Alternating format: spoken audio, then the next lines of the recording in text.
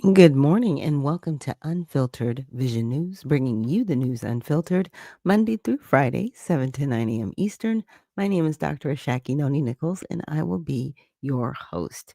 So, sorry to start a little bit late this morning. I was trying to get some clips done, and they just were not downloading. And I was like, okay, I'm going to have to put some things off till next week, and that's okay.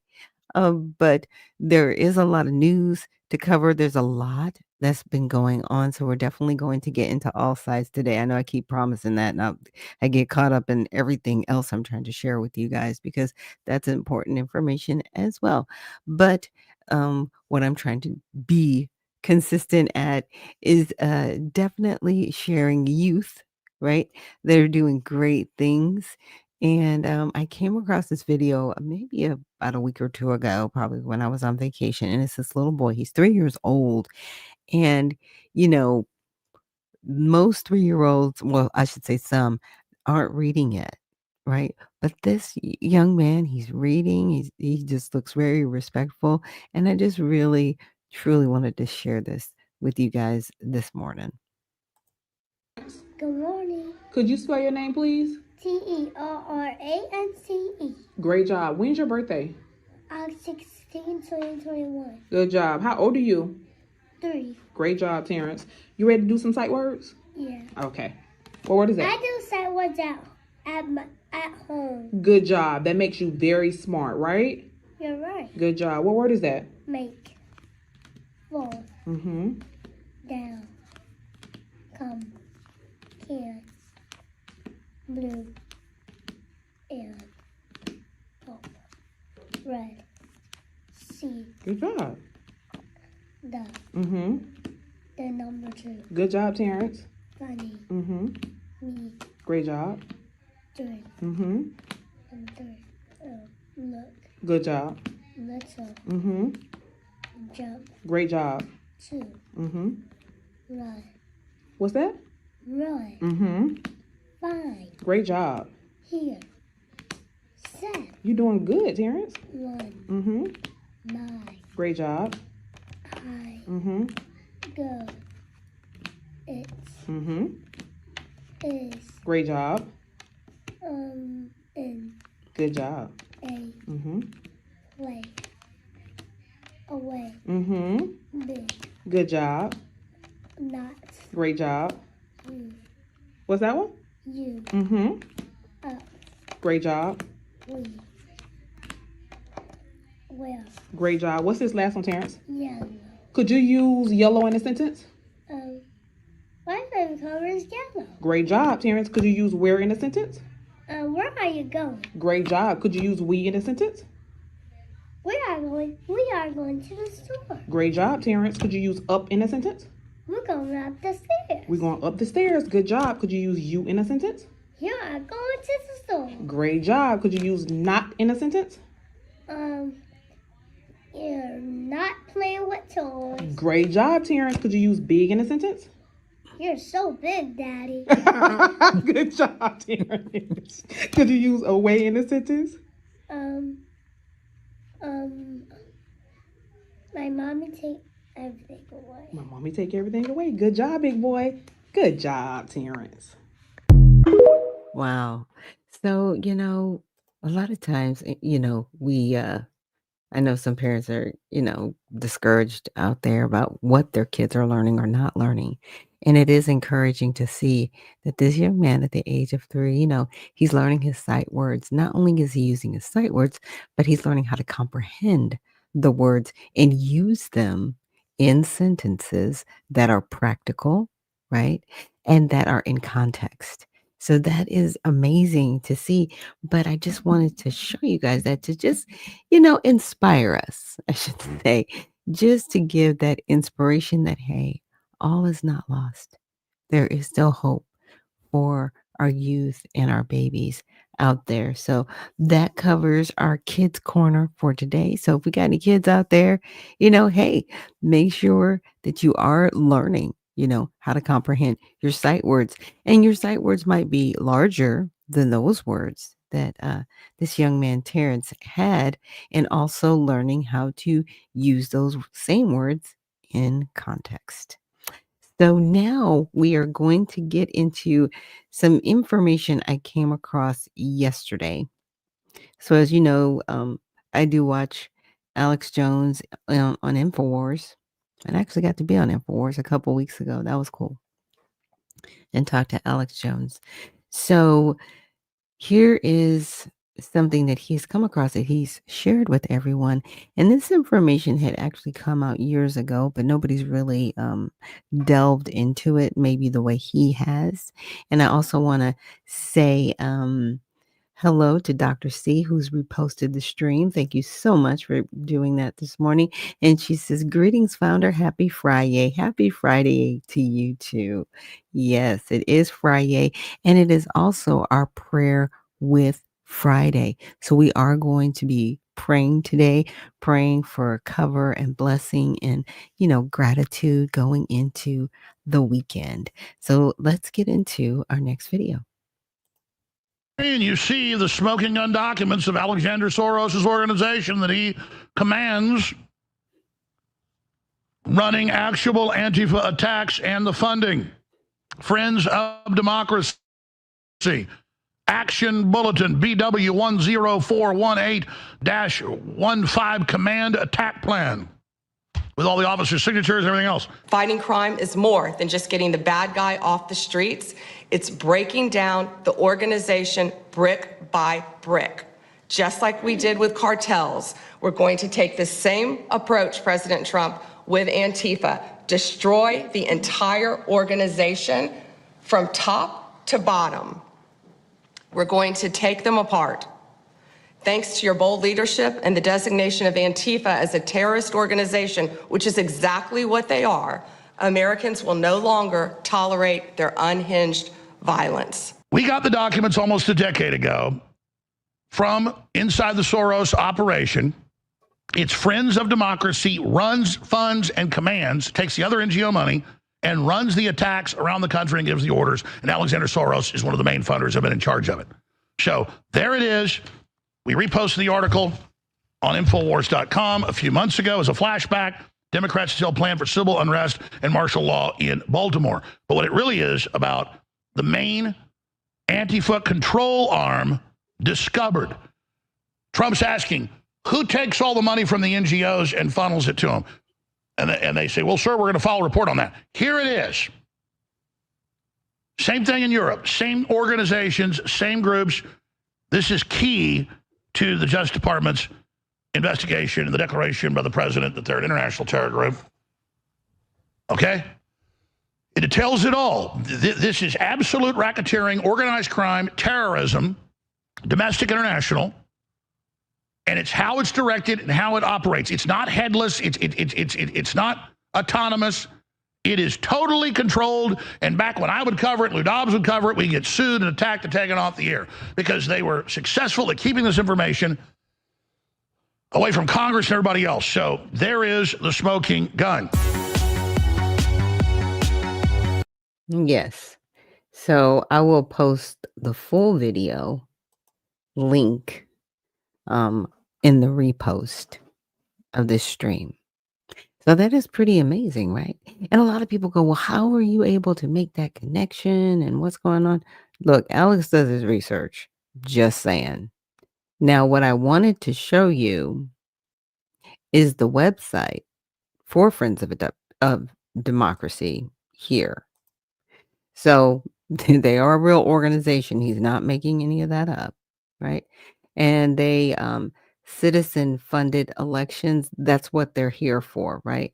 Reform, lobbying, transparency and disclosure, and enforcement. Interesting that they would use the words enforcement. It says we need an independent, nonpartisan enforcement agency instead of a bipartisan incumbent protection agency. That's an interesting play on words, because when I think about enforcement, I think about law enforcement. I think about the enforcement arm of ICE that they now have. I think about the enforcement arm of the IRS that they put in place there, but nobody's really talking about. I don't know if it was dismantled or not, but just saying enforcement is to enforce, to impress, you know what I'm saying, to enforce upon something that is being done that you think is wrong, instead of a bipartisan, right, which is both sides, incumbent protection agency, meaning that maybe Republicans and Democrats, they're getting along, right, with the same people that had been previously, elected, and that protection agency.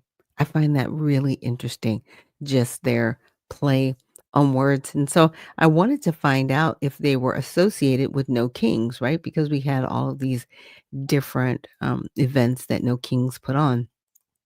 So I asked the question of AI, of course. It said the Colorado Friends of Democracy, right? So they have different charters.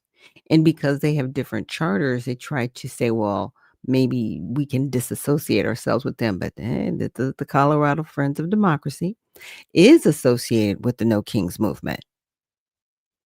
So you just heard what Alex said, right?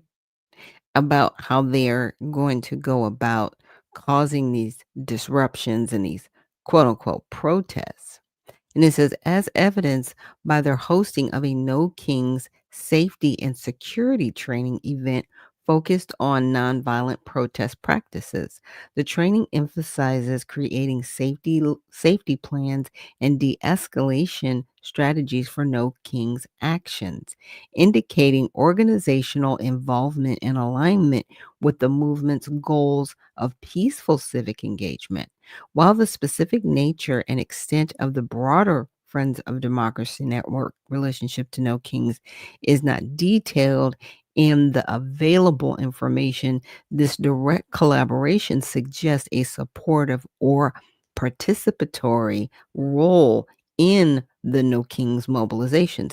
And I could definitely see that, because coming here to the No Kings website, you can see these are a lot of the organizations that No Kings are partnered with. I mean, the list goes on and on. And I know I covered this, I want to say back in, was it June? I think they were doing a lot of these No Kings protests. Was like May or June was one of their um initial events that we saw that was a really big deal. And slightly after that, you had the rioting in California. Those were not protests, those were actual riots. I'm going to call them what they are. It's civil unrest, and it's being caused all over the country, and it's being funded by these other groups, right? Friends of democracy, they're not friends of anything. They're disruptors. And Soros is funding it. I mean, it is what it is. Nobody really wants to tell the truth on this, because then they would have to admit that some of the people that they took money from, right, possible donors, are associated with this. Like, how many, how should I say, how many senators or Congress people, I'll say Congress people, men and women, are supported by the ACLU, right? How many of them are supported by Common Cause? How many of them are supported even by Friends of Democracy? Because that's a PAC, that's a political action committee. How many of them are funded by them? How many of them are funded by, I'm just going down the names here and pointing things out. Let's see. Move On. We've heard of moveon.org, right? The New Jewish Narrative. They support No Kings. How many, of our congressmen and women are supported by this? And these people are definitely not peaceful at all. They're like, yeah, we're just going to take down. Really? And it's interesting. Here's another one, Jewish Voice for Peace. You're involved with No Kings? But again, you're also supporting politicians. A lot of these groups do support our politicians that are in office at the local, state, and federal levels. So you really need to investigate them. And you can go to what's called Open Secrets. I think I've looked it up before on the show, just to show everybody, like, hey, and it has here, don't or look up. You can look these things up. Oops, sorry. I forget when I type some of these things in. I'm just letting it catch up. But yeah, it'll say like here. Oops, let me make it a little bit bigger.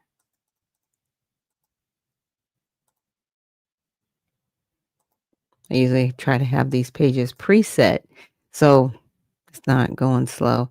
But some of the top name searches: George Soros, Jami, Donald Trump, Geller, Pritzker. Top employer searches: Pharma, Oracle, Intel, NAACP, Blackstone Group.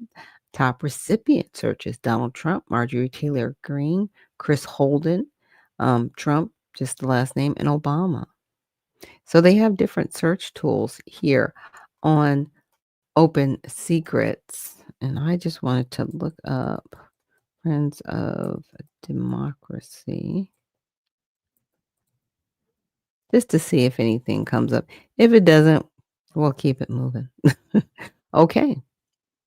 And there's a Political Action Committee profile. And of course, and Mandani's name, the little picture comes up right here. Okay, so the PAC does not exist in the 2021-2022 election cycle.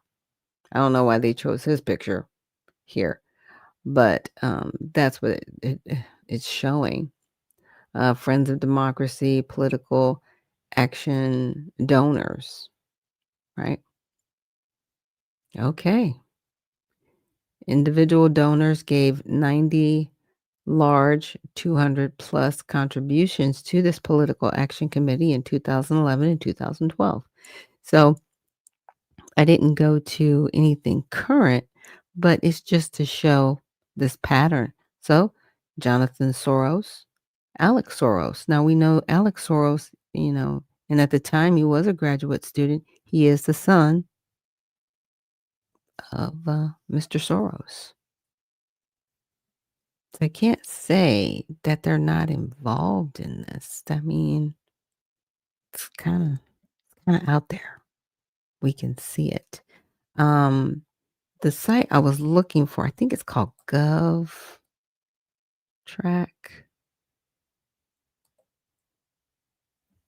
Yeah, govtrack.us. And you can actually see, and we'll just use Representative Bonnie Watson here. You can go to their website, but you can also see how she votes, on different things. She's right over here.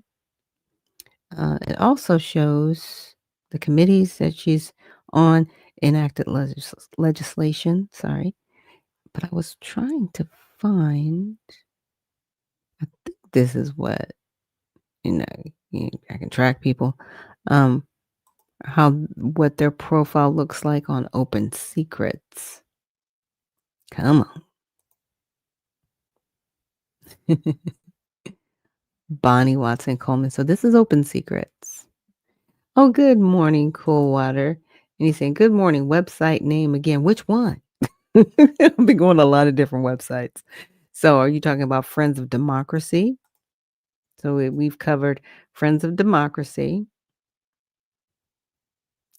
here, but that was basically through Open Secrets.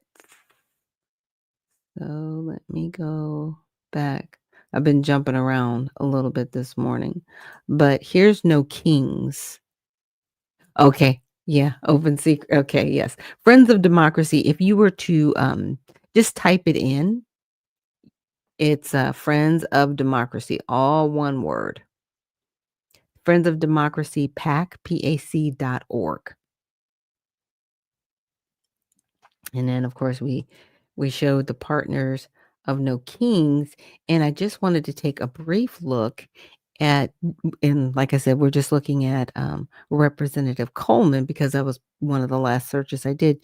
Just for example, you can see how much money they've raised and where they've raised it at in particular industries. So her top industry donor is in the pharmaceutical health industry, right? And she's raised close to $1 million and spent over that, right? Cash on hand is about 40,000. So these races, and she is a member, I want to say she's a member of the House. Yeah, she's in New Jersey's 12th district. And next week, and that's the video I was trying to get and download and share with you guys, we're really going to look at the influence, specifically with APAC, that they have on a lot of our congressmen and women and how they're going about doing it. So that's something we're going to get into next week. Don't want to overwhelm you guys, but I just wanted to go over this particular part just so you can see, okay, we can follow their spending. Okay, we can look at who is donating to them and why. But like I said, after I show you guys this video, you're going to be like, what? They did what? Yeah, they did all of those things. And really seeing how they're getting their money and how they're really influencing voting. I mean, we kind of know, but it's different when it's actually confirmed, right? It's one thing to speculate, but when it's confirmed, you're like, okay, yeah, I'm glad I'm not the crazy one in the room, right? So just looking at the pharmaceuticals, right? So from the political action committee, there's over 100,000, and from individuals, it's about 18,000. So who do you think is influencing her vote? Obviously, the lobbyists that are working through these political action committees. It's truly unfortunate. I had done I'm not a meme, but I found a picture because Marjorie Taylor Greene was like, yes, these influencers that are out here, that are paid to basically put out propaganda on the American public, they need to disclose who's paying them, right? To put out this messaging, this information. And I was like, if that's the case, then we need every member of Congress to wear like a NASCAR suit of who is paying them to propagandize us and have us going along with certain things, right? When they're in office passing legislation that supports these companies.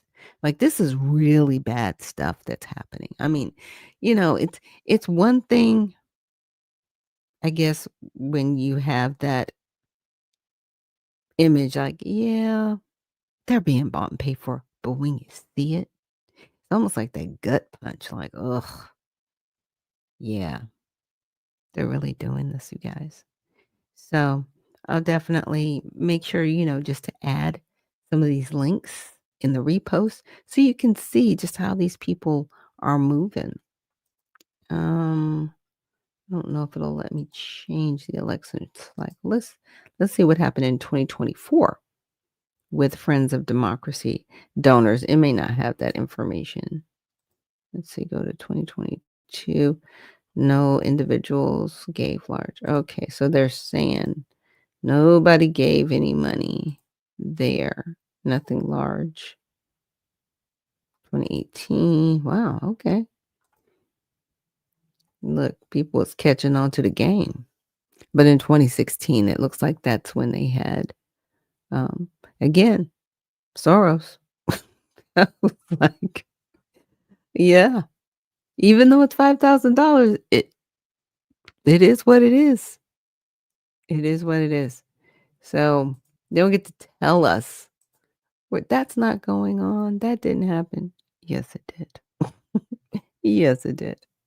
And with that, we're going to take a quick break. And when we come back, we're going to continue what's considered large. Oh, this is from Righteous Singer. What's considered large? Um, let's see. Typically, an individual should be giving around like $2,600, somewhere around there, right under 2,700. But just imagine if 10 people got together and gave one um, congressperson 2,700 each. Yeah, like $250,000.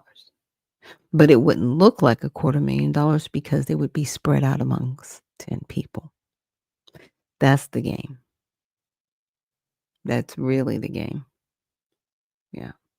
So again, people are bought and paid for. And this is why, I started the redemption party so we would have our own politicians in office. And Righteous Anger says, exactly. Yeah. So we're going to take a quick break. And when we come back, we're going to get into some more of this wonderful news on Prayer with Fridays. I'll see you guys on the other side.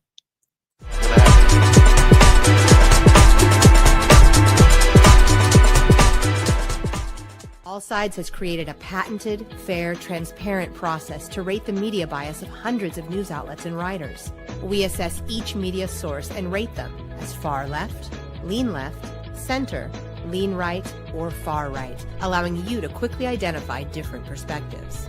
All Sides uses many methodologies to determine bias, including the Blind Bias Survey, gathering people from all parts of the political bias spectrum and having them read and rate articles blindly, without telling them who wrote the article or which media outlet it came from.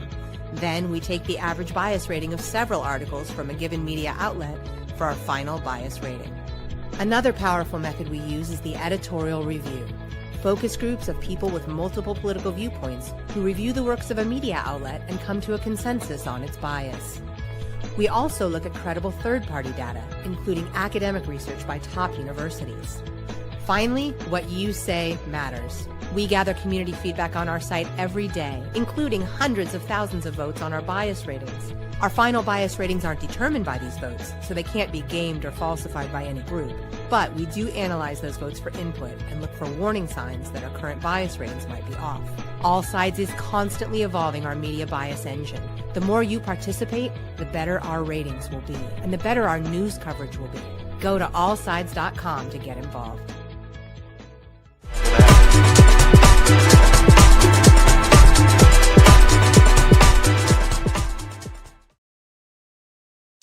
Good morning and welcome back to Unfiltered Vision News, bringing you the news unfiltered Monday through Friday, 7 to 9 a.m. Eastern.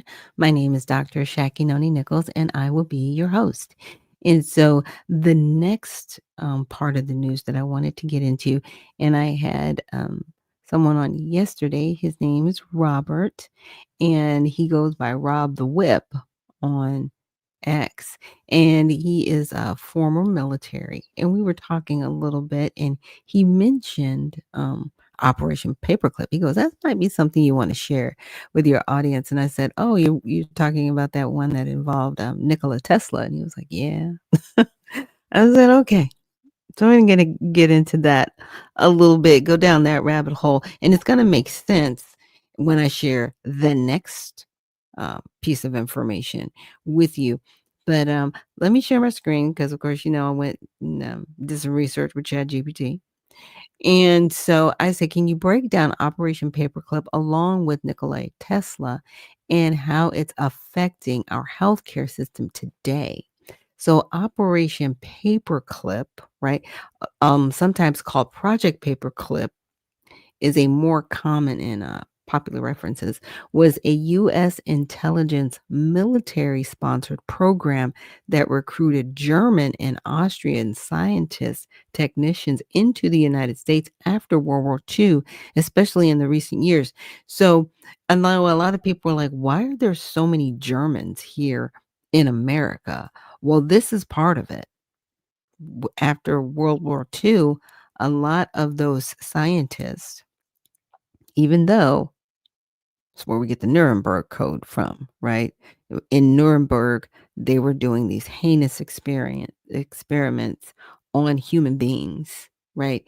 And they were doing it without people's consent.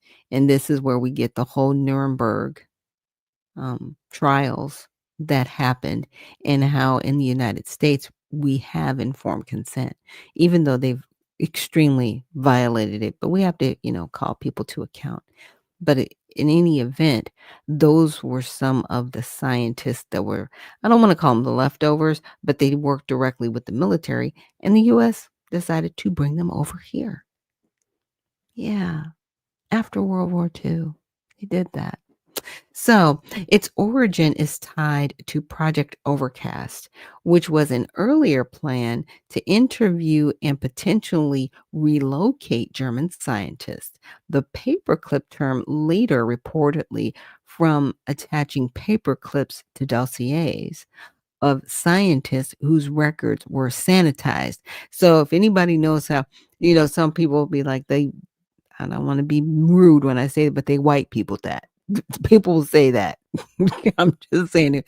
Oh, you white people that. I think it was a comedian who said that. You're like, yeah, y'all did that. Y'all white people that thing and fixed it. So where this person, they look clean, they look good, they look educated, and they just got in the door.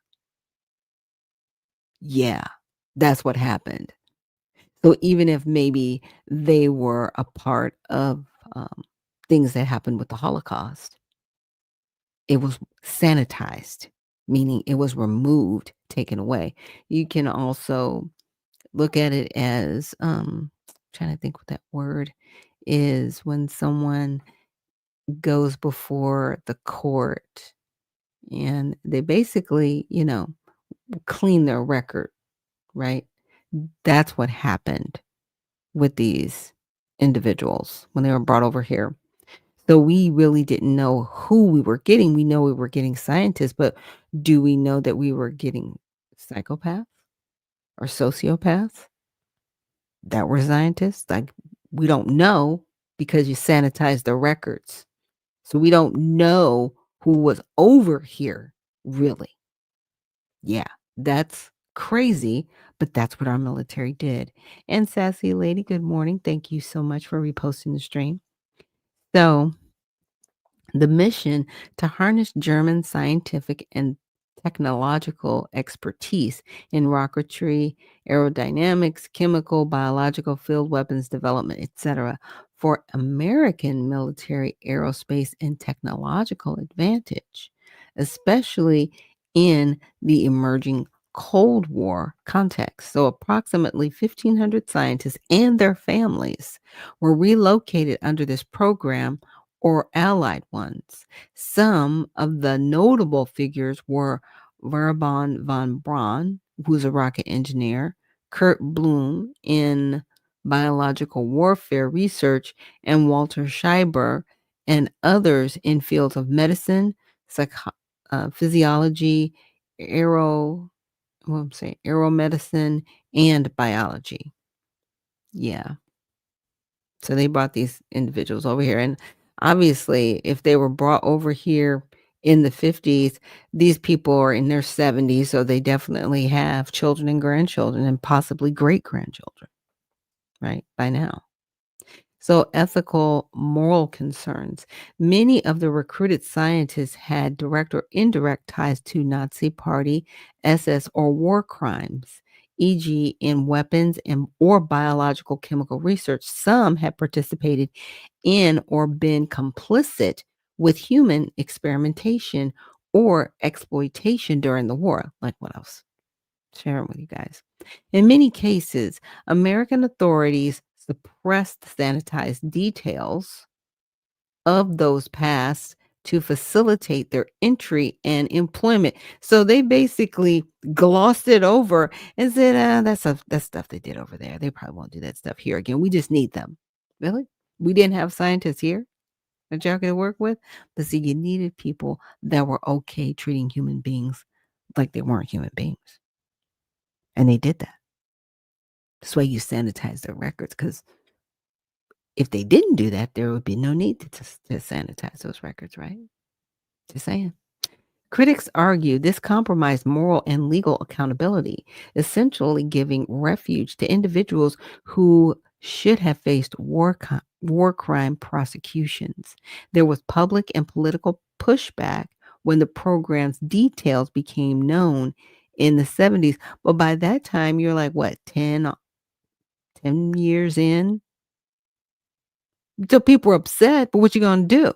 They're already here. They've been here for a decade. Like, what are we talking about? Right? Yeah, 45. Yeah, they'd been here even longer than that. Close to 25 years. What? 2 decades at least? Hmm. So achievements and long-term impacts, positive and negative. Many of the transferred scientists made real technical contributions to U.S. aerospace, rocketry, missile and space programs. For example, Von Buren and his team worked on Saturn V rocket, contributed to NASA's early efforts. Some medical or biological research advanced or were repurposed under the U.S. auspice. Certain German expertise in physiology, aeromedicine science, and chemical biological technologies was integrated in defense, aerospace, medicine, and related R&D. The program arguably helped establish U.S. dominance in the Cold War era scientific competition, especially against the Soviet Union. So you kind of get it. I'm just really trying to set the stage. They brought people over, glossed it over, didn't truly vet them, right? Even if they did vet them, they just wanted them here because they had more, in my opinion, more of a nefarious activities that they wanted to carry out, but they needed people that had already carried certain nefarious activities out already. So Nikola Tesla, what it's known is mythologized, and his relevance. Tesla's life and contributions. He was a Serbian American inventor, electrical and mechanical engineer, known primarily for his work on alternating current systems, polyphase powder, introduction motors, transformers, wireless transmission experiments, and low voltage, high frequency experiments. So, he did his thing. Now, in healthcare and medical technology, this is where the fine line between fact and speculation and myth gets blurry. Tesla himself did not directly build modern medical devices, but some of his technologies or ideas have inspired or been adopted in indirect ways. So, electromagnetic technologies in medicine, like MRIs, right? Or other high frequency resonance devices. And good morning, Shimon. Good morning to you. And she says they were experimenting on an island in NYC in the 70s and 80s, ran by a Hitler scientist. Who knew? Yeah. And this is why Rob asked me, to review and go over this with you guys. So I'll definitely make sure to package this as a document that you guys can later review. And if you want a copy of it, just email me at unfilteredvisionnews@gmail.com, because I'm not going to send it to everybody. If you want it, I'm not just going to put this out there. But if you want a copy, just send me an email at unfilteredvisionnews@gmail.com. So I wanted to go a little bit further down because I asked a different question. I says, does the non-violent stance of Norway coincide with Operation Paperclip? Because I came across another video, which I thought was really interesting, of a Congress. Oh, no, she's not a congresswoman. She is the president of the American Federations of Teachers. And I was really, uh, I won't say disturbed, by a comment she made, but I just found it interesting. So check this out. And why in Norway, when the Nazis took over Norway, that's why I'm wearing this paperclip. I wear two things now: the American flag, nobody can take patriotism away from me, and a paperclip. What did the teachers in Norway do when there was the Nazi occupation? They started wearing paperclips. Yeah. And here's the strange part about that. Like, if you don't know your history of those two things, when I heard paperclip, I was like, was she talking about Operation Paperclip? Is she talking about something different? You're talking about the Nazis? You know what I'm saying? It was a very conflated situation. And I was like, whoa, this is weird. I gotta, I gotta put these two things together. And it says, yes, there is a subtle, but important connection between Norway's nonviolent stance, right, in modern policy, and the legacy of Operation Paperclip, though it's not direct or obvious. This connection emerges when you look at post-World War II geopolitics, Cold War strategy, and the evolution of Norway's defense and humanitarian policies, right? Because I'm like, ma'am, you're talking about Nazis, you're talking about the paperclip, and you're talking about the paperclip is good. I'm like, wait, hold on. Hold on. Stop what you're doing. Stop what you're doing. You're doing a lot. And this person is the president of the American Federation of Teachers. So she's sitting at the helm of where the teachers are. I people like you, I want fired. I really just don't want you around the babies anymore. Okay? I really don't. And Uncle Coldwater says it's real suspect when the leadership of a country allows their enemies to come and live on American soil. Immigrants aligning with immigrants. The takeover is real. Yeah. And we're seeing the fallout today. I'm telling you guys, I got a little bit more for you. So Norway's nonviolent stance today, right? Norway is widely recognized as a strong proponent of peace, diplomacy, and humanitarian aid, exemplified by their neutral-minded foreign policy, high investment in humanitarian aid, military posture, peace-building institution. Now, Operation Paperclip, what it means for Norway. So Operation Paperclip was a U.S. project, not a Norwegian one, but it had ripple effects in Western Europe, including Norway, because Cold War dynamics. Paperclip bolstered U.S. technology superiority, rocketry, aerospace, biological science, which strengthened NATO's collective defense. Now, Norway was a founding NATO member. What? Okay. In 1949. And depended on U.S. military strength as part of its security strategy. So they had to know what was going on with these Germans from World War II that came over to the United States, who developed some of this technology that they were benefiting from. Stop that. So when people see this lady, yeah, I wear this paper. Stop it. Take the paperclip off, ma'am. Stop calling people Nazis here, unless you really know who they are. Now, here's my thing. If you're really going to call people Nazis, all right, then go down the lineage of the Nazis that were taken from Germany in World War II and brought here and prove their stance right now.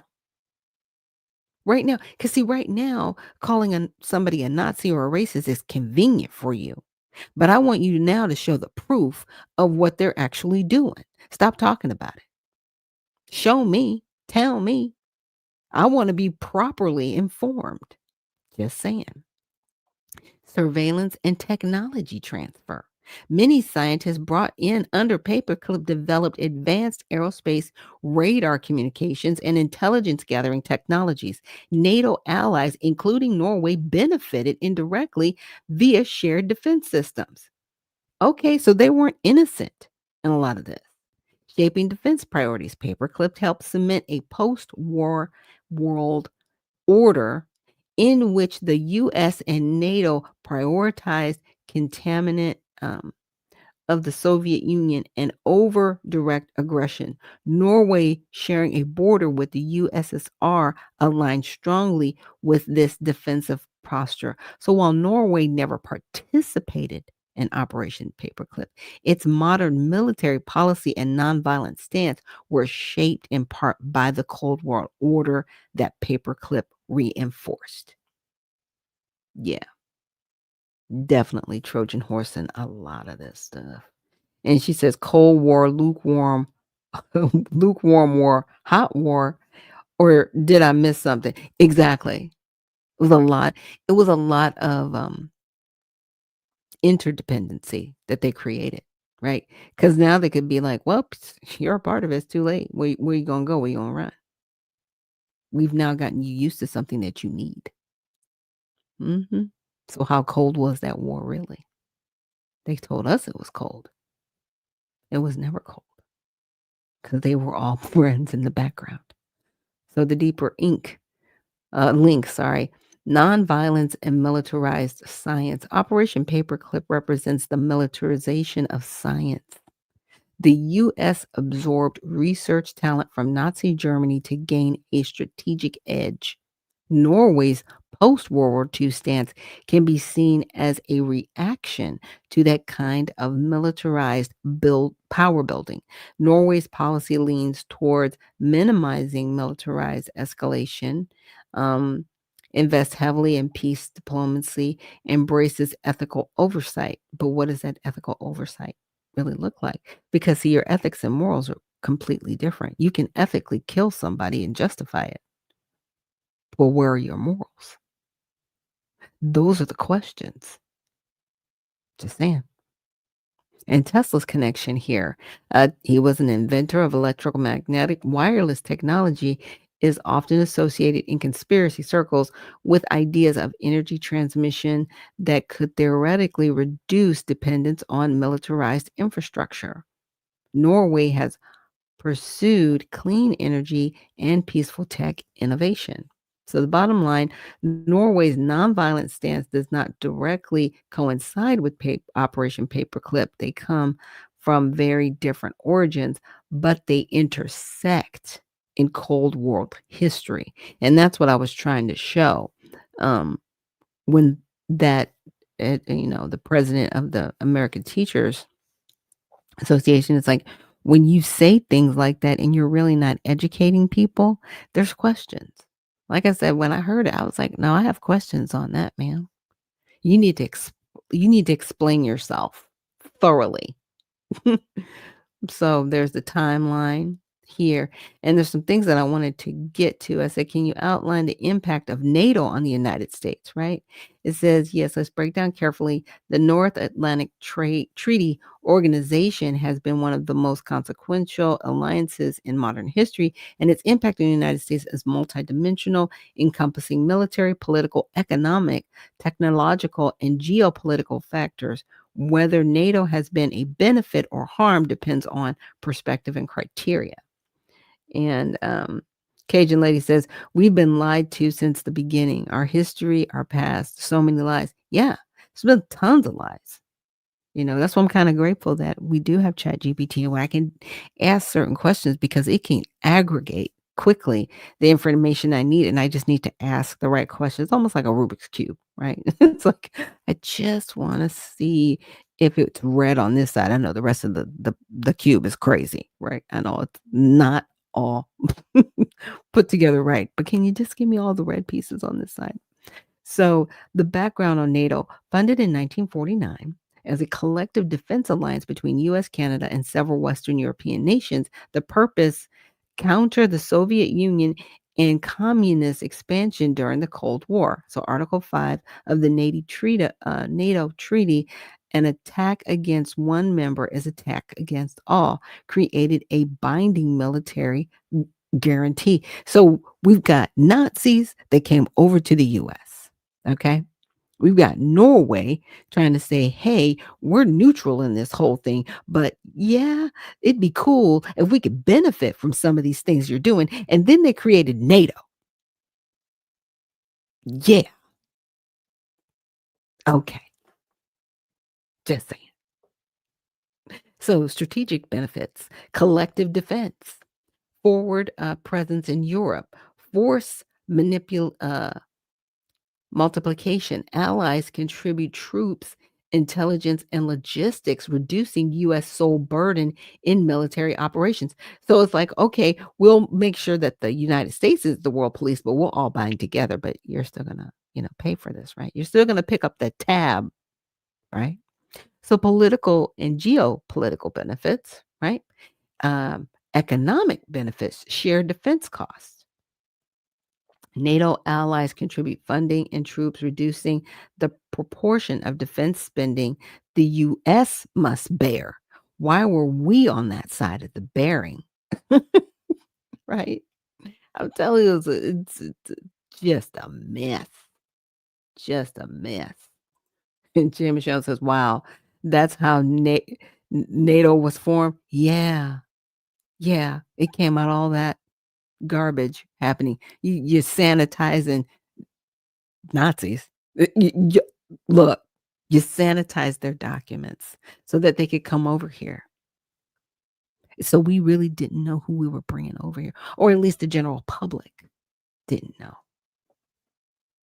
They thought maybe they were the survivors, right? Because you can't assume that everybody in Germany was a Nazi. Yeah, they did that to us. Very crazy what happened. So military costs. The U.S. shoulders a disproportionately large share of NATO defense spending. Shocker. Estimates put U.S. contributions roughly at 70 to 75% of NATO's military budget. So we're paying 70 to 75%, and everybody else is picking up the 25%. Stop that. But that's what's happening. Mm-hmm. Yeah. Political and strategic risk, right? Entanglements in allies' disputes, dilution of autonomy, dependency concerns, geopolitical friction with Russia, and that's been a big one. NATO expansion eastwards has been a key source of tension with Russia, arguably escalating rather than preventing conflict in Europe, which we've seen.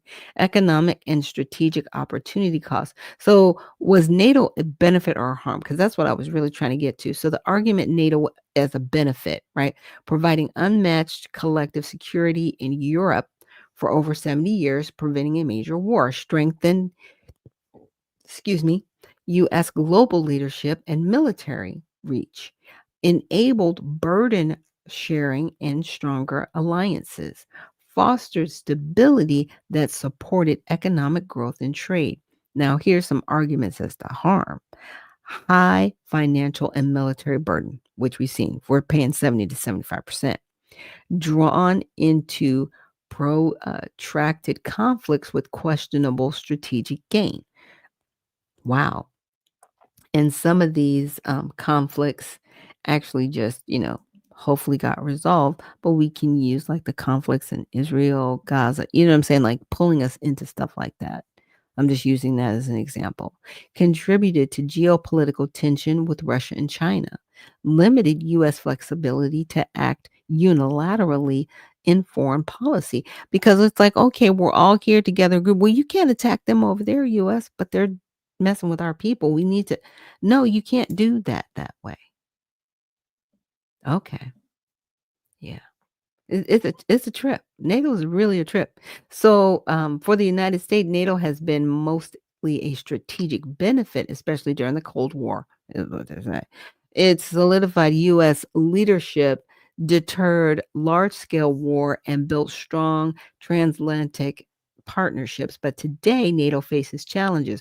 Russia's invasion in Ukraine, growing tensions with China, and questions about burden sharing, making the alliance a more complex cost-benefit calculation. For the U.S., NATO remains valuable, but the cost and risk require continual reassessment. Yeah, definitely. So I said, did Project Paperclip disproportionately harm certain communities in the United States? Now, all right, you guys saw the question. You saw the question. Yeah, the answer's gonna trip you out. Let me see. Somebody else sent me a message. It said I got a new message. I'm trying to keep up with a lot of these comments coming in, and it's weird how StreamYard does this. It's like comments will jump in, and I'm like, okay. I think I read everybody's comments, but this answer is gonna really trip you out. It says yes. Project Paperclip did disproportionately harm certain communities in the United States, although this harm was indirect and systemic rather than explicit in the program's stated goals.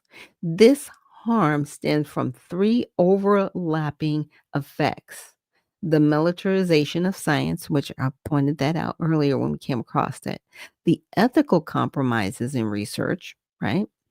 And the unequal distribution of risk and benefits from Paperclip's legacy.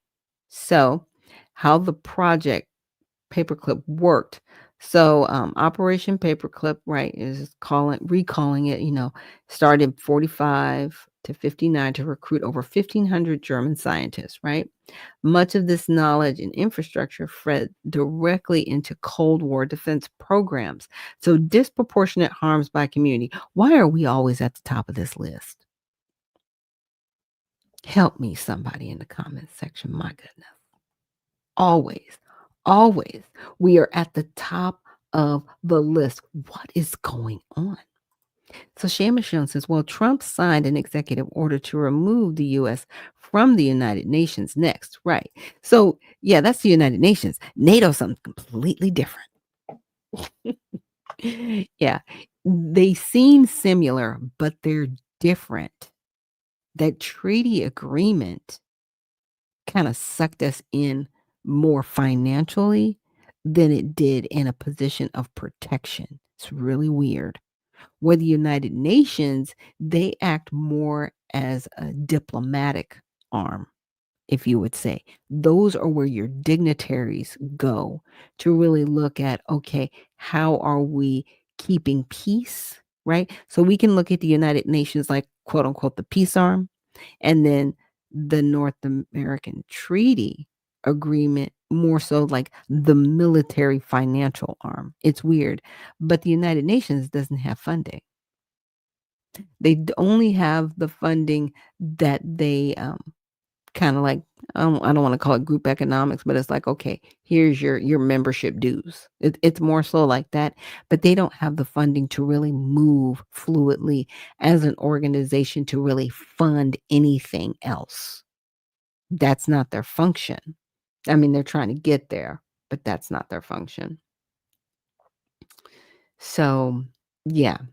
So, of course, we're at the top of this list. African Americans and minority communities. Yeah, we were affected by this whole paperclip thing. So, targeted medical experiments. After paperclips, some German scientists brought expertise in biological and chemical experimentation that later fed into ethically dubious U.S. research programs. These programs often targeted marginalized communities. For example, the Tuskegee syphilis study. Yeah, that was a part of paperclip. 32 to 72 involved withholding treatment from African American men to steady disease progression. While Tuskegee predated paperclip, the era's expanded, militarized, and government biomedical research infrastructure helped perpetuate this type of unethical experimentation because in between there, 49, 59 happened. And then they really weren't shut down until like the 70s, I think. Yeah, 45 to 70 is the projected time of paperclip.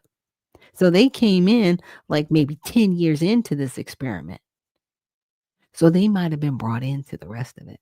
Another example, chemical biological testing on Black communities or prisons, the mustard gas, biological agents, often without informed consent. There's a building, I think it's in St. Louis, Missouri, and people were being gassed because they wanted to find out, and this was during the Cold War era, quote unquote, they wanted to find out what the effects were on people. Would they die from cancer? How long would it take? And these individuals currently are trying to get information from the US government so they can sue, but they're not getting the right information. They're just trying to wait these people out so these people die. And those questions go unanswered. Like, this is happening in our country. It is what it is. Environmental injustice. Military installations developed with paperclip era expertise often disproportionately polluted minority and low income areas. Chemical testing sites, nuclear facilities. Yeah, they put a nuclear reactor right in distance of Black communities.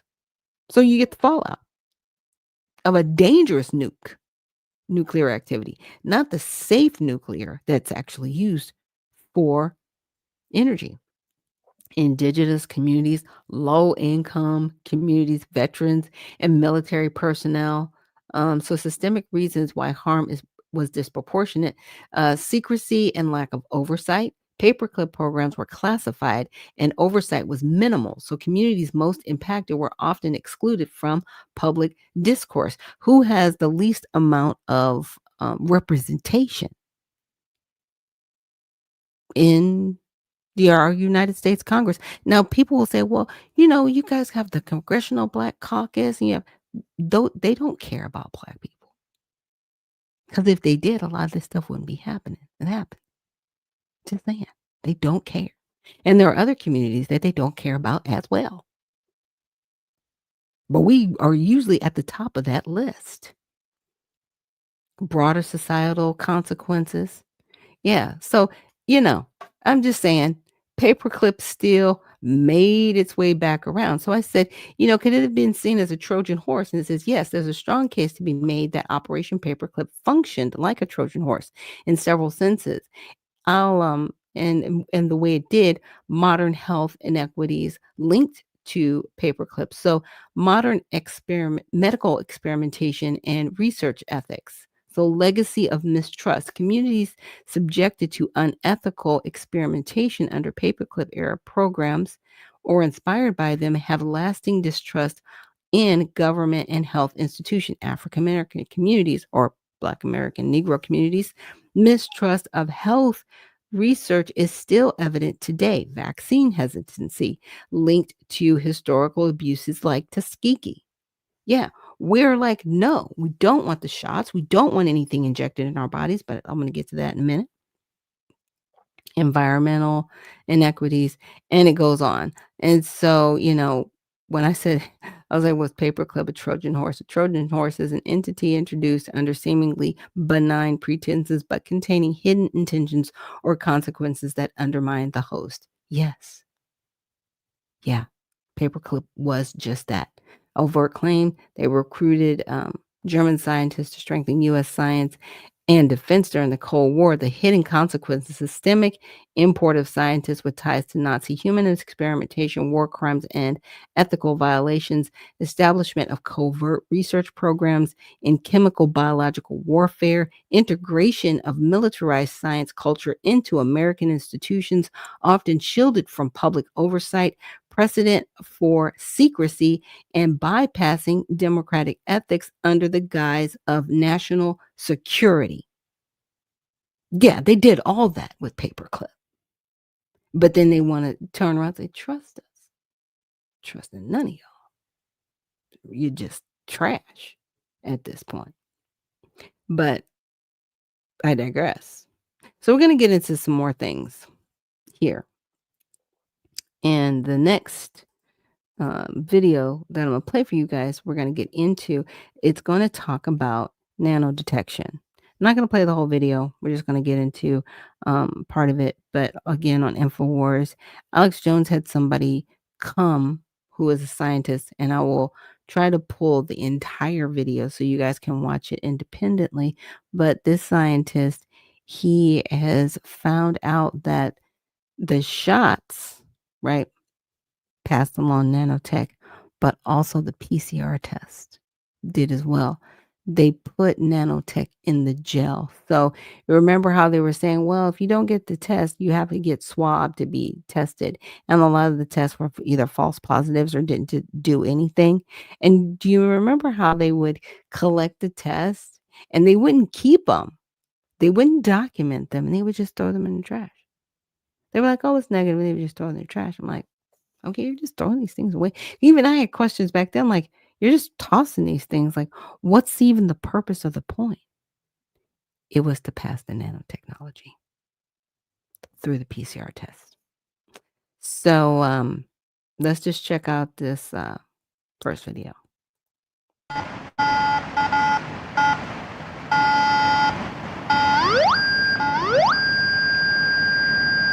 So if you put that camera in there, you see how it says probably silicone? That means it's an electronic component.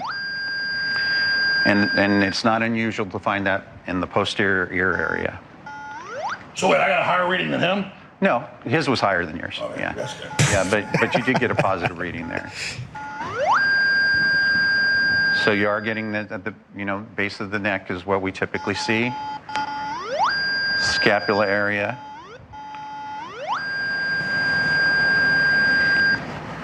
You got him too, buddy. And the lower lumbar. Got us. And again, what we're finding is after post-COVID, this is very typical. We're completely bombarded by this stuff. And again, it says silicone-based. The apex.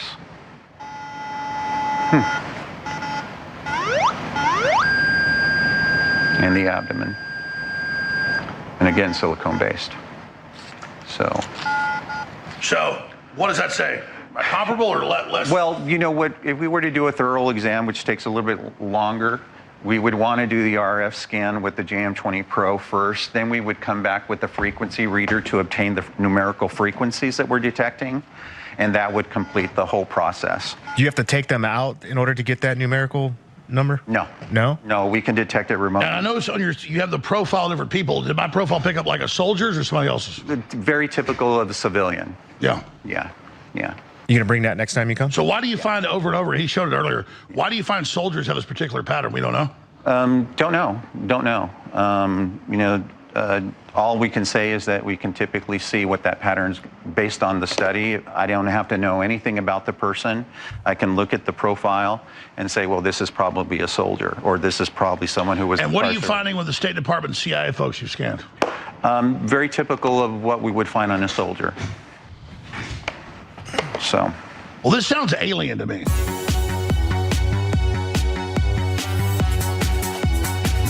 All right, Sean Johnson, great guest you got on. Thanks for, I already knew who he was. I don't know why to get him on. Yeah, what was it like when you had him on your podcast? Comes out in a few days, and he scans you, already shows you maps, and then boom, it's exactly where he said it would be in a soldier.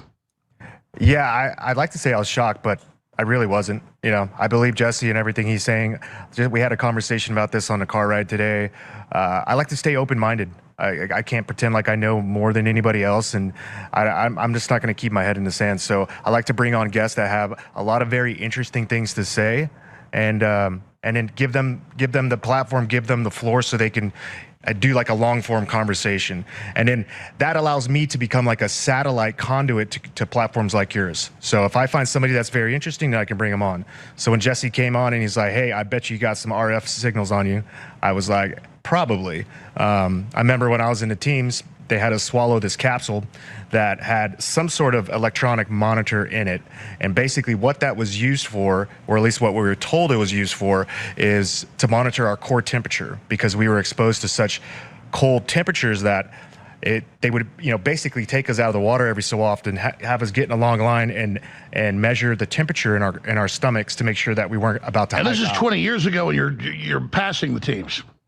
No, this is like when I was going through training to become a Navy SEAL. That's what I meant, yeah. Yeah, so this was back in 2010, 2009, 2010 timeframe. But, at the time you believe them and you do what you're told, you're in the military. But I always wondered. Well, they don't know either. They're just, I always wondered, did I shit that thing out? I don't remember shitting it out.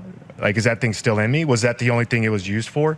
And so when Jesse said that, I said, but I was surprised when he scanned me that I had so many of these across my body. And they do it through injections now. That's how they're there. Apparently. I don't know when I was injected, but I know I used to go to the dentist through the VA, through the military. We would have to go once a year to go to the dentist. And obviously they would put you under if you needed to get something done. Who knows? But it's scary stuff. And it's even more scary, like Jesse touched on it, this Trojan horse thing. You know, like when he started talking about them introducing these nano robots into our system via vaccine, I was like, yes, I didn't take the vaccine, I'm safe. But then Jesse tells me, he goes, no. They were actually using it with the nose swabs. So even if you chose not to get the vaccine, the nose swabs were the Trojan horses. So they still introduced them to your system, and it went straight through the blood-brain barrier. And it was creating the connection, the hydrogel. The hydrogel. Yeah. So like it was the perfect storm for them to introduce that across the entire planet. Create a fake fucking virus, give everybody fake vaccines, and if they won't take the vaccine, they're still going to get tested, because you still had to get tested if you were going to go into work. So they got us. Yeah. Now it's introduced to every single person on this planet, or at least 90% of it. So I'll pause there. And Uncle Coldwater says, and they put us in it, and they put it in us so that we could, so they could funnel money that circulates back to these government people for backdoor money. Oh, what was that about? For backdoor money.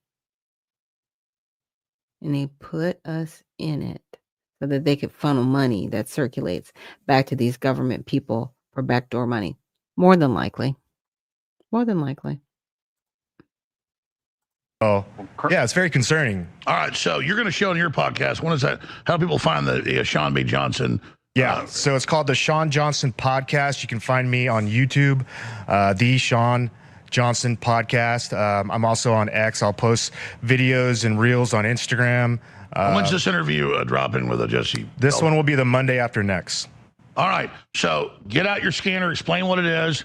And I've seen the videos. You have governments with their own. They found the same thing. You go in Faraday cages with officials that say they're being under attack. You've worked with Havana syndrome people, you name it. That's classified.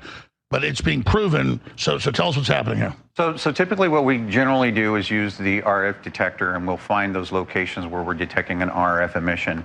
And then we'll come with what's another device that emits a frequency, basically a Wi-Fi frequency at around 2.4 hertz.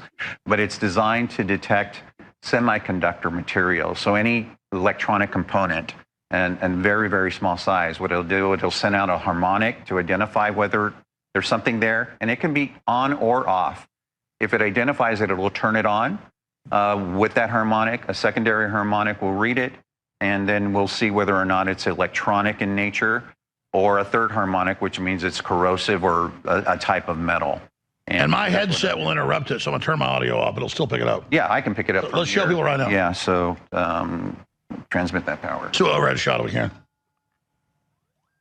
Document cam shot, guys. Turn the mics up. So it says silicone base. Okay, so that means it's an electronic component. Yeah, zoom in for this. Do it again. That's my earpiece. Let's zoom in on that, guys. All right, let's turn it off. It'll still pick it up even if it's off. Wow. Because it's never really off. All right, now you want to scan Sean or do me first? Whatever you guys want to do. You're the boss. Go ahead. Okay. Sean, we can replicate what we did. Yeah. Yeah, just stand right here. Where do you want me? Let's go out front. Go out front up out here. Yeah. Let's go that wide shot. All righty. Yep, right there's fine. And so what we'll do. So this will even pick up, if your key fob is in you, we'll be able to pick up. Go ahead. I got nothing on me. Yeah, keep your eyes closed.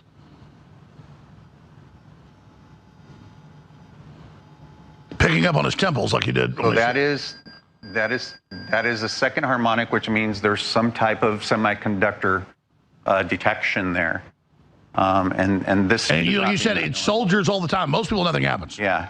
And then on the left side, so the patterns that we pick up on him are very typical of what we would see in the soldier. The right and left TMJ. Which matches the map we put up 5 years ago. Correct.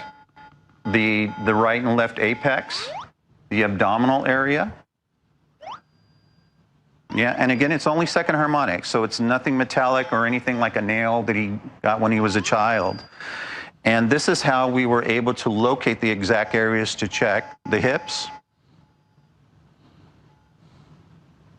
It's a little bit lighter signal there, but still second harmonic, which means that that's what. And you have different maps you put out years ago showing the different groups you do. You do this with pure research. Correct. And then if we go to the back, the base of his neck will light up.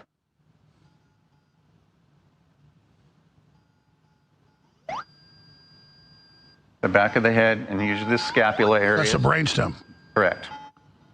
So this nanomaterial will assemble at high density nerve endings in the human body. And that's why we're detecting them in the areas that we're seeing on him. So, but that is very typical. All right, let's do me. Okay. We haven't done me yet. Let's find out. Okay. Now, did you have the PCR test or vaccine?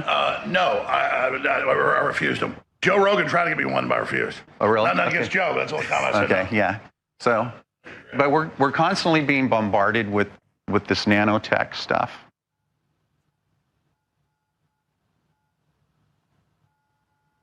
So that begs I'll the question, narrate. like, So where he's did got an you come ear across fatigue, so nanotech? that's what I'm Let me take this picking off up. so I don't Yeah, do that. I'll take this off. yeah. Take it off, sorry. Here we go, folks, doing this live. Fuck it, we'll do it live. Quote Bill O'Reilly. Sorry. All right, let's do it. Sorry. All right. So we'll go ahead.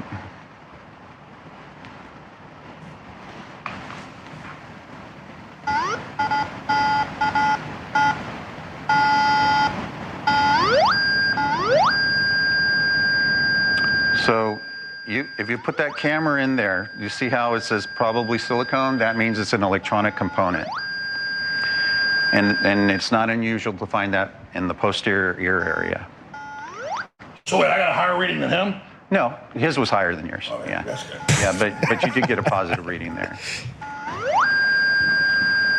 So you are getting at the base of the neck is what we check. A huge metal pin, Oh my goodness. and that isn't being picked up, but other stuff is. Same thing. They're always identifiable. And then we have the civilian population. Currently, I have 6 cases that we have medical imagery and all of the basis that they have a foreign body in them. And legally, we can only say for whatever reason, there is a foreign body based on these images. When we use this equipment, all we can say, for example, here, is that for whatever reason, we're finding a frequency at very specific focal areas on the human body. When you use the secondary device, then it's detecting a semiconductor. That leads you more evidence that there's a high probability that there's something there. So we know there's all the patents. We know what's going on. We know the COVID shots. We're growing this stuff in people with the graphene oxide. What's happening there? So if you have the larger tech in you, you're lucky, because that can be identified and surgically removed, sent to a lab, and usually all of these things will have some type of serial number. Because You said that's pre-2015. Correct, yeah. Now we're dealing with nano. And so we were a little disheartened and discouraged and saying, well, what do we do about this now? There is a product out there, and this has been peer-reviewed and studied, and it's naturally sourced high-grade zeolite. And we have a lot of these victims who are taking this and having some significant results in the decrease in the amount of symptoms that they're having. What does zeolite do to the... Yeah, so zeolite is a product that is, you can find it in blue zones. Usually there has to be some type of volcanic activity, which meshes with the diatomaceous earth and the ocean, and it creates this compound called zeolite, and it's negatively charged, and it's one of the only few natural substances that you can take, and it will bind with the graphene oxide. And so they've done control studies with this product, and after about 90 days, they see a significant decrease in the graphene oxide. We got to put that out, because I know zeolites are good for it anyways. Zeolite nanotech detox. Well, it not only does it take the graphene oxide, it takes a lot of these poisonous metals that we're constantly being subjected to. So it's a chelator. Correct, yeah. Well, in closing, Sean, amazing information with Jesse Beltran. We know this is going on, all the patents. We need to get ahead of this, be aware of this, because this is out of control. Correct. Yep. yeah, just thank you for having me on. My first time on here. I know we've been training for a while now, so it feels good to be here sitting next to you.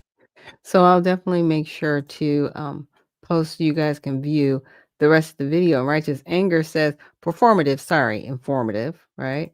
And she says, there's tomatoes in your grocery stores that have been injected with vaccines, literally. So food for thought. Exactly. Like I wouldn't buy tomatoes in the grocery store anymore, you guys, period. She says, oh, something else to ingest, right? Right. But first for the tomatoes, grow your own tomatoes. They're easy to grow.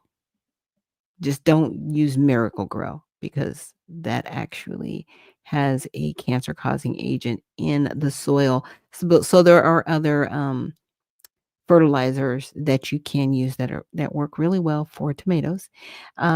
But she says, oh, something else to ingest. Yes, but the zeolite that they're talking about comes from blue zones. If you know anything or a little bit about blue zones, these are areas where people live to where they're over 150 years old.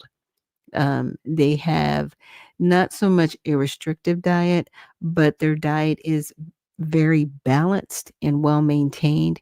And so people like Sophia Loren, if anybody remembered her, she ate really according to the Blue Zone diet, and she was well in her 70s. She looked like she was in her 30s. So it's not just so much for the outward, but it is for the inward. And I'll definitely look into it and look into the sourcing of zeolite. But anything that can get graphene oxide out of our bodies, I think we need to really look at any and all cleansing aspects that we can. So if you guys know of any good cleansers, I know I live here in Georgia, and there's the herb lady. I'm thinking about, seeking her out and saying, hey, of course, I know you know what's going on with, this shot and all these chemicals out there. What would you recommend?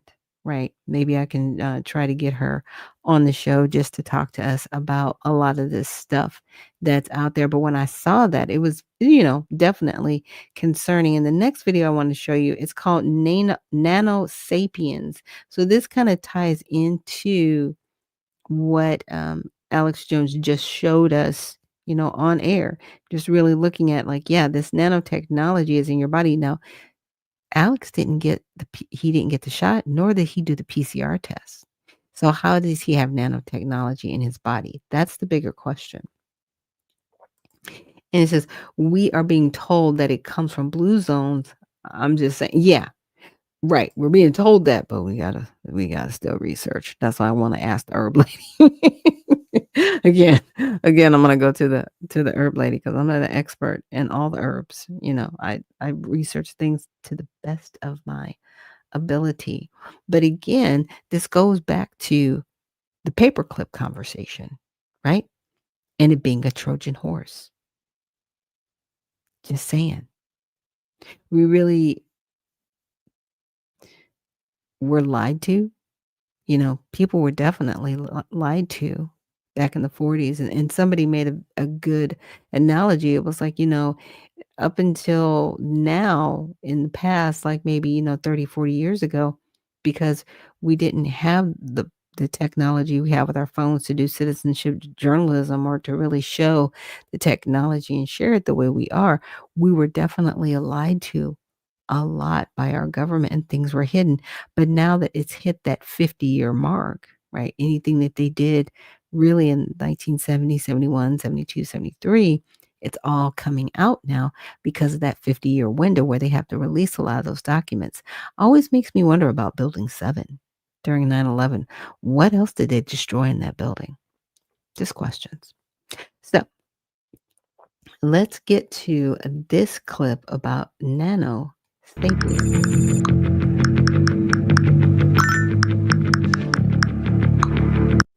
It says it had nothing to do with healthcare and everything to do with acquiring data. Way back in 1778, the Continental Congress unanimously passed America's first whistleblower law. I did this clearly at my own jeopardy. It recognized the duty to give the earliest information to Congress of any misconduct, frauds, or misdemeanors committed by anyone working for government. The information I'm presenting is made as a protected communication under Title 10 USC 1034 as a whistleblower. 246 years later, whistleblowers have an incredible record of changing the course of history.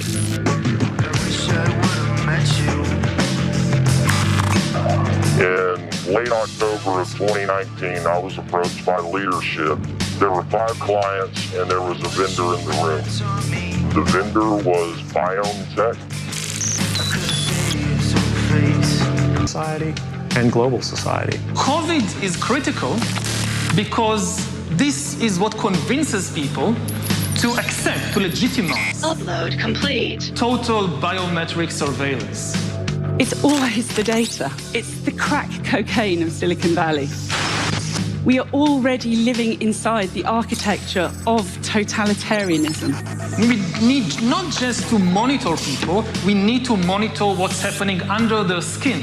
I know my husband is not vaccinating people and putting a microchip in their arm because that technology doesn't even exist and he's never uttered the words out of his mouth, so. Microchips and tracking devices are embedded in the vaccine. Is this accurate? We have 6 MAC addresses that are pulsing Bluetooth signals, and all we are is surrounded by tombstones. So can someone explain to me why we're getting EMF emissions off grave inside of a Faraday cage, please? So we've seen the reports of individuals having unlicensed MAC addresses post-vaccination. I've seen evidence of that myself. One of the requirements that it just changed the entire course of the conversation and frankly my life, that's when lipid nanos came into the conversation. These are not vaccines, these are not biological. As you go through the patent in section 219, it explains how they are self-assembled nanoparticles, and they're fully programmable. From a technical perspective, if I can retrieve data, I can send data. DARPA calls it transhumanism. I mean, can you hear what I just said and not want to just step away? Blood samples aren't supposed to have blinking lights, but there they are. They're little dots. They move across the slide, and they're blinking. This was brain tissue that had been sitting in a jar of formalin.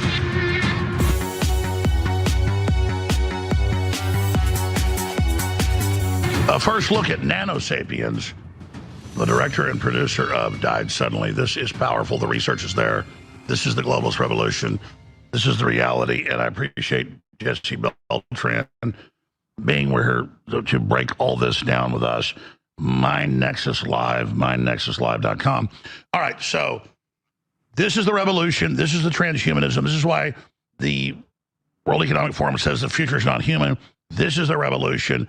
We know it's self-replicating. They admit it all, quantify exactly what we're facing, and then you've got a big presentation for us. You got Sean Johnson, who did a podcast with us, come out in a few days.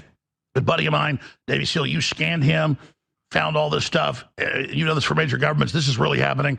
So, Jesse, thanks for being here. Hey, no problem, and thank you for the platform. It's important that we disseminate this message, to basically educate the population, and now it's a global issue, about what was really happening. A little bit about myself. My background is I'm the former president of an organization called the International Center Against the Abuse of Covert Technologies, pre-hospital emergency medicine.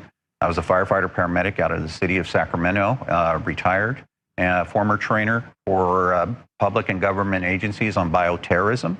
I did proprietary programming, and I was the first co-owner of the third largest ISP in the state of California, which instituted line-of-sight microwave technology in order to transmit high-speed data and encrypted information.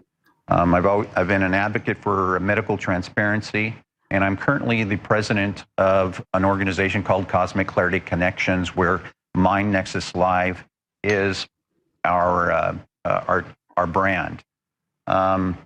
How I got into this is I met a gentleman by the name of Dr. John Hall, who's been a guest on your show previously here in Austin, Texas in 2010. And we were discussing a topic about a phenomenon that not only happened to someone who was close to him, but also happened close to me. So, as a paramedic, you saw this happening. Correct. And so what the phenomenon was is we had United States citizens who were experiencing these strange acute sounds. They said a signal was being directed at them, followed by short-term, long-term memory loss. And that's even been in the California news. Like, this is in the news. Correct. Recently. Followed by vertigo, nausea, vomiting, and more specifically, an electrical reverberation throughout their body, which is now defined as buffeting. Just last year, the Department of Homeland Security held a hearing in which a gentleman by the name of Colonel Greg Egren gave testimony that this phenomenon was happening on our homeland. First, they said in 2016, it started with our diplomats in Havana, Cuba. So this is recognized. Exactly.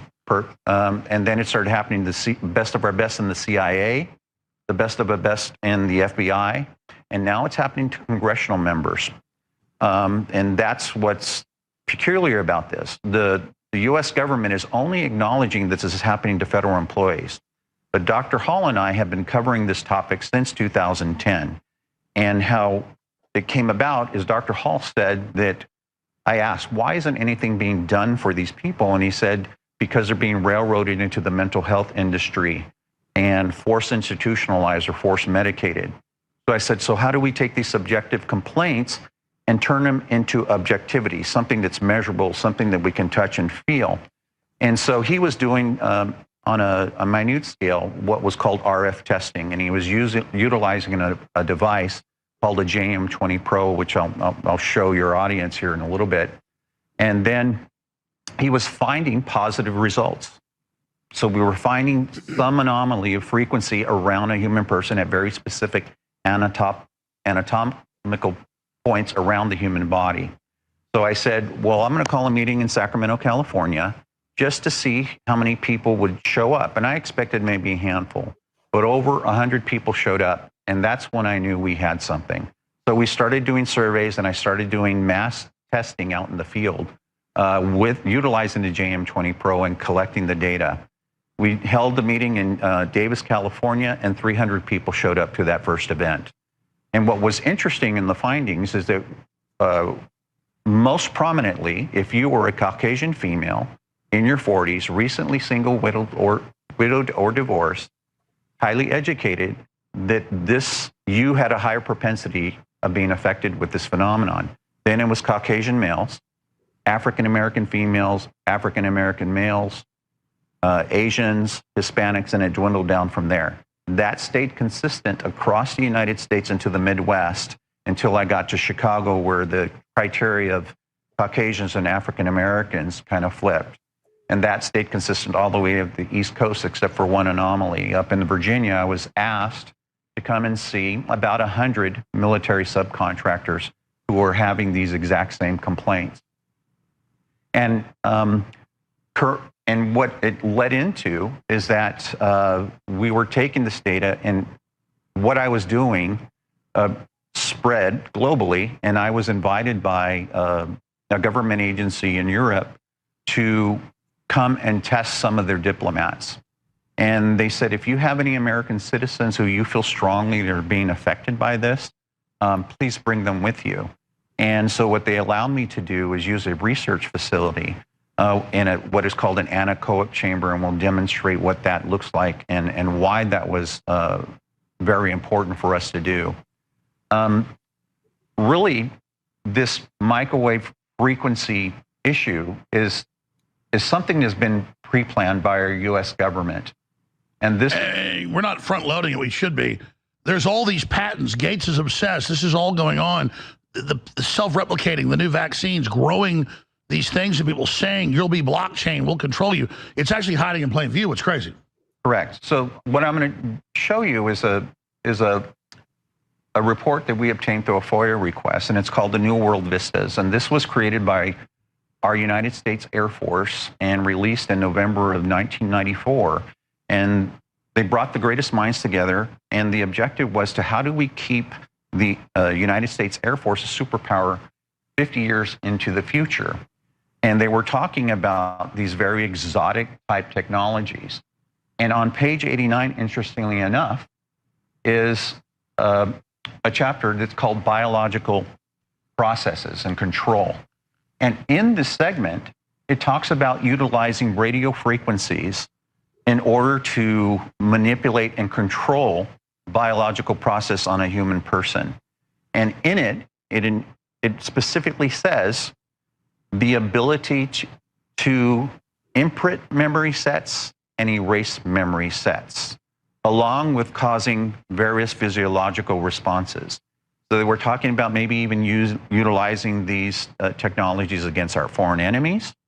The main obsessions like the Kingsman and all these other movies where they send a frequency out that makes everybody kill themselves. Correct. Or kill each other. Yeah, and this technology was used in the Middle East. They were transmitting the voice of Allah to our enemies, and they were just surrendering in droves. So this technology has been By the way, around. what's crazy is I've been on the air forever. So I remember like Baltimore Sun articles 20-something years ago. CIA secretly used cell towers to broadcast messages, and it was successful for mind control. Where does think they'll publish it sometimes as a test? Correct. We are the guinea pigs. And back in 2010, we strongly believe that what we were seeing and documenting was the initial onset of this experimentation. Now, here's what's crazy. This sounds like a tinfoil hat conspiracy theory, but now we've been able to prove what has happened and is now. I don't want you to go forward, but I'm not an engineer or a biologist or but I've read the science. Our cells are electrochemical and operate the same way as silicon, basically. So that's why they're able to put a wire in your head, Elon Musk, so you can see. Like it's the same thing. Just we're biological. We're carbon. It's silicon. Correct, and we're essentially biological computers. But what was interesting is we also had another report that we got our hands on, and it was called The Individual Rights and the Federal Role of Behavior Modification. And this was released in November of 1974, and this was by the staff on the Subcommittee of Constitutional Rights of the Committee of the Judiciary, United States Senate, 93rd Congress. And in this report in 1972, what it talks about is the ability to manipulate individuals. And this specifically was our prisoners. And unfortunately, in our society, the weakest of our... For those that don't know, medical experimentation is on troops and prisoners. Correct. That's the main groups. Yeah. And terminal medical patients. Yep. Medical health, the mental health industry has a high propensity of this type of experimentation. But in this report, strangely enough, they were already in 1972, specifically in Vacaville Prison, which is notorious for violating human rights, specifically on prisoners, was already doing biometric telemetry. That means sending heart rates remotely, body temperature, respiration, all of these type of physiological measurements. But what was really interesting, it specifically says in this report on page 35, they were also able to remotely read thoughts. Which, by the way, we talked about this morning. Maybe find the clip, guys. World Economic Forum 2 years ago goes, oh, we have these earbuds, read your thoughts in live time, we monitor you. So this is all documented, folks. The future's here, it's just not evenly distributed. So why don't you just keep your mouth shut? Oh, because you showed up. Is that the way to talk? You showed up, you voted. Government is going to grant them. So interesting, right? And I started out with paperclip, right? Just to show that they took people from a place where nefarious things were happening and nefarious things were happening in Germany, and they brought them over here and they militarized, right? The research culture. Come on. A lot of what we see happening right now isn't an accident. They didn't just stumble across this stuff. He said that document was found in 1974. It's 2025. Yeah, a little bit less than 50 years, because I'll be 54 this year.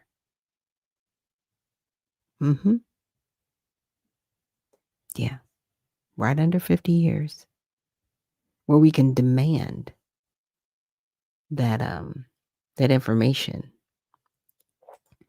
And Jews are known in psychology. They are.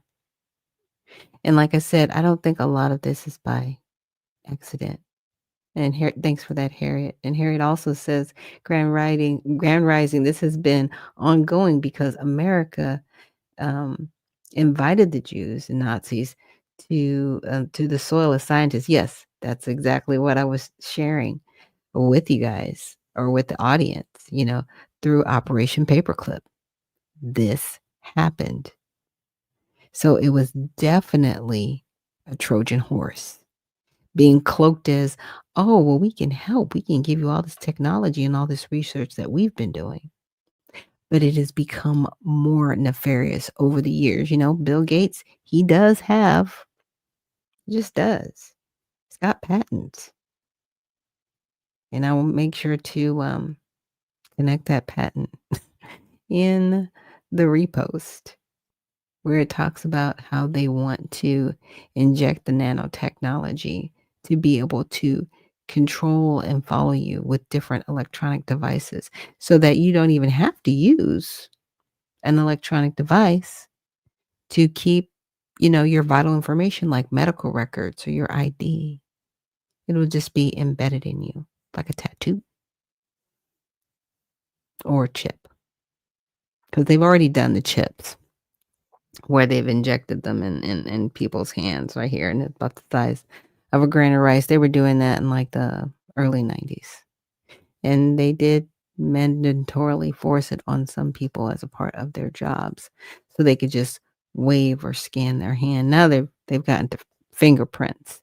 If you notice on your phone, they will keep asking you for your biometric data to unlock your phone, saying it's more secure. No, it's not. You're creating a database with our information. Stop that. Stop lying to people. It's very crazy. So be safe out there. But I just wanted to, share that information today, especially on a Prayer with Friday, because these are things that we can pray about, right? As we're praying Thanksgiving and cover going into the weekend. But this is something we definitely need to keep top of mind and pray about because there's so much happening so fast. Another concern that I have with the 1 minute I have left, I didn't leave myself a lot of time, was the central bank digital currency. And I'm sorry I didn't get to all sides. I promise I'm going to get to it on Monday. And Harriet says, where's Denmark? Because this confirms his research. He's out there. He's out there. He does listen every once in a while, and he'll comment on my show.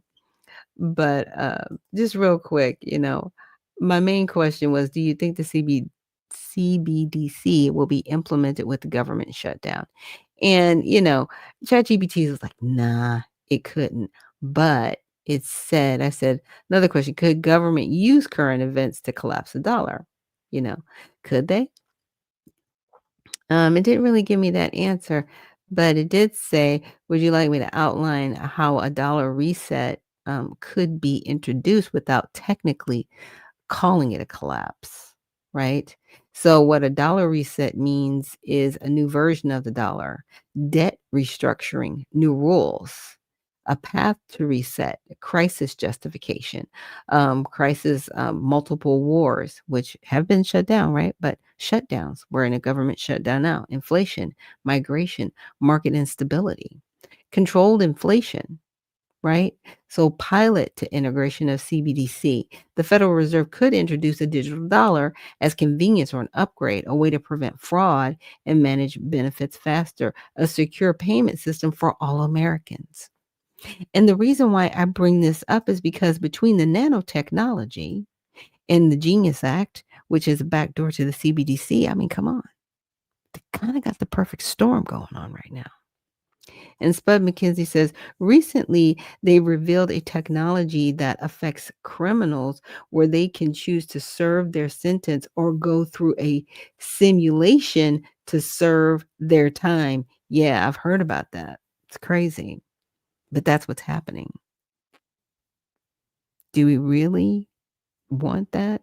I mean, are they trying to make, I don't want to call them super soldiers, but Manchurian candidates, where they could carry out heinous activities and not know what they've done. Yeah. It's just really crazy. Okay, last thing I'll share because I gotta pray. I know. I'm just getting into it today. I said, can you show official statements from the Federal Reserve and Treasury Department? Says, yes, here are several statements or remarks from the Federal Reserve, Treasury, associated officials regarding the CBDC, its risk, research, and current stance. These help show how serious the debate is, how cautious they are being, and the constraints they emphasize. So money and payments, the U.S. Dollar in the digital transformation, right? The Federal Reserve Board releases a discussion paper in January 2022. So this was 3 years ago that they did this. Again, this is another document that I will share with you guys, but these things are happening and they've included us in the primordial technical soup, as you can say, but we are human. So with that, I'm going to do a quick prayer for us just to pray Thanksgiving and gratitude and cover going into the weekend. So God, thank you so much for this day. Just thank you so much for everybody online, just joining on the show today, Father. I know there's just a lot going on with technology, the technology that's in our bodies, whether we want it there or not. Also with the economy, there's so much going on, but I just pray that you keep our hearts still and focused on you. We're just so grateful for everything that you have done for us and everything that you will continue to do for us. Our hearts are grateful. And I do pray that everyone within the sound of my voice continues that attitude of gratitude, because as long as we are living and we have life and breath in our bodies, we can make a difference moving forward. So God, we just pray for everybody to have safe travels over the weekend and keeping their families safe. It's going to be a long weekend as Monday is a holiday, Father. And I'm just so grateful again for everything that you're doing for us. And just everything that you've done, Father. We love you, and it's in Jesus' name we pray and give thanks. Amen. So with that, you guys, thank you so much for joining me here on Unfiltered Vision News. And yes, Monday is a holiday. I think it's Columbus Day. I'll have to double check that. But yes, Monday is a holiday, so I will not be on the air. And Spud McKenzie says, amen. Thank you so much. So I will see you guys on Tuesday. Enjoy your long weekends with your family. And remember, stay well, stay focused, and stay unfiltered. We'll see you in the next one.